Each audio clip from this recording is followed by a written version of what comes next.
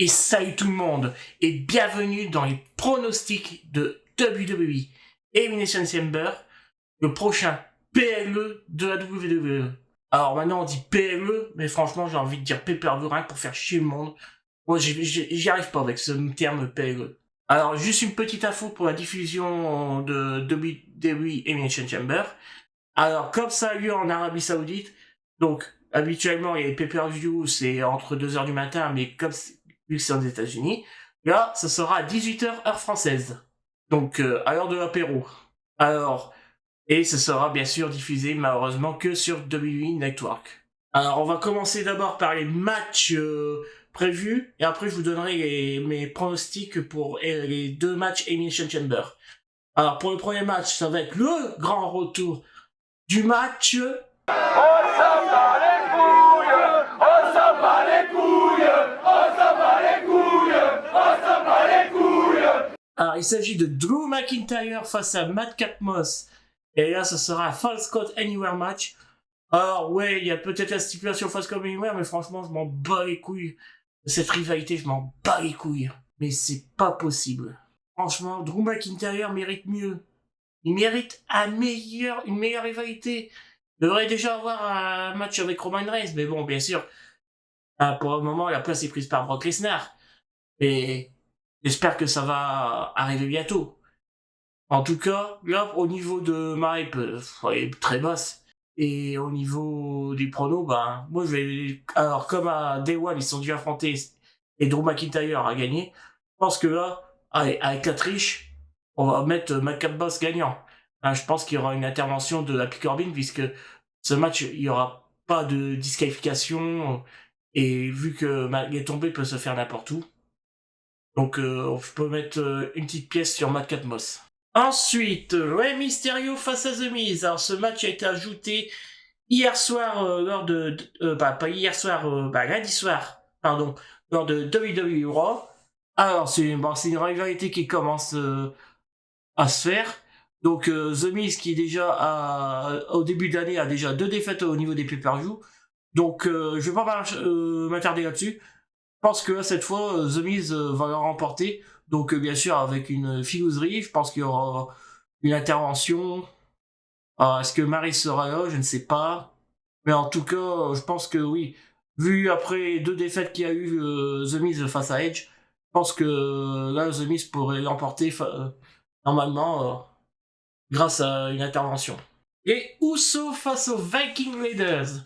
Alors, les Viking Raiders, c'était en 2020, je les ai adorés. Alors, surtout avec leur leur rivalité avec les Street Profits. Depuis qu'il y a eu la blessure de l'un d'entre eux, genre, je sais plus lequel, mais là, depuis l'équipe est revenue, ben, c'est plus trop ce que c'était. J'ai pas l'impression. Donc, pour moi, alors les Usos, bon, ils n'auront pas grand chose à craindre. Je pense que les Usos vont conserver le titre. Ils sont très bons en ce moment. Pour le moment, c'est pas les Viking Raiders les successeurs.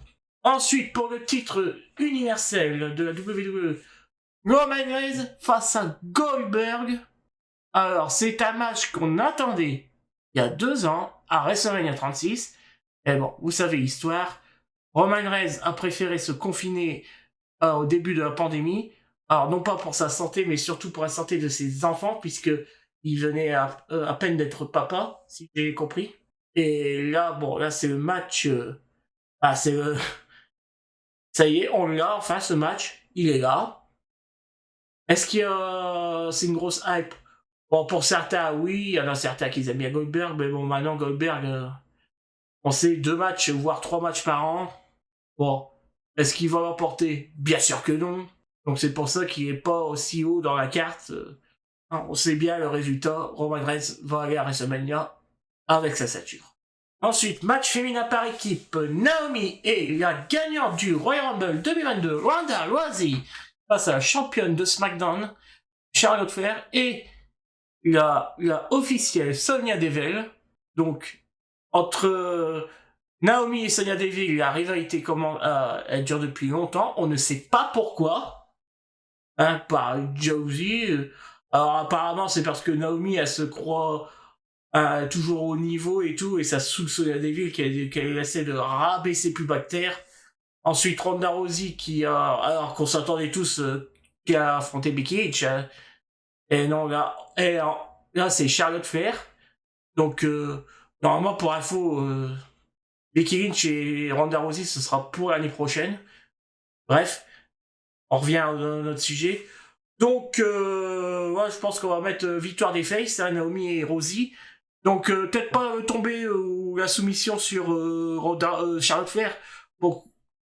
Pourquoi pas que ce soit Sonya Deville qui se prend en plein face et après que par derrière, après le match, Charlotte s'en prend à Ronda Rousey en envoyant un message, t'auras pas la ceinture, c'est moi qui va repartir championne à WrestleMania. Ensuite, le dernier match qui me hype en normal, c'est Becky Lynch face à Lita.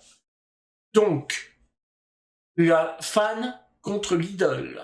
Donc c'est comme ça qu'il présentait l'histoire. Becky Lynch qui était apparemment fan de Lita quand elle était plus jeune. Maintenant, c'est devenu les bonnes ennemies pour ce match. Alors, bon, Lita, elle est toujours au top. Alors, il y a eu des matchs ces dernières années, bon, on n'a pas à se plaindre. Et bon, est-ce qu'elle va... oui, bon, ça m'étonnerait qu'elle sortirait championne. Après tout, bon, c'est une fameuse, hein. Donc, il n'y a aucun intérêt à lui redonner la ceinture. Donc, ça pourrait être une victoire avec triche de Becky Lynch, hein, pour pas trop rabaisser Lita. Mais en tout cas, non.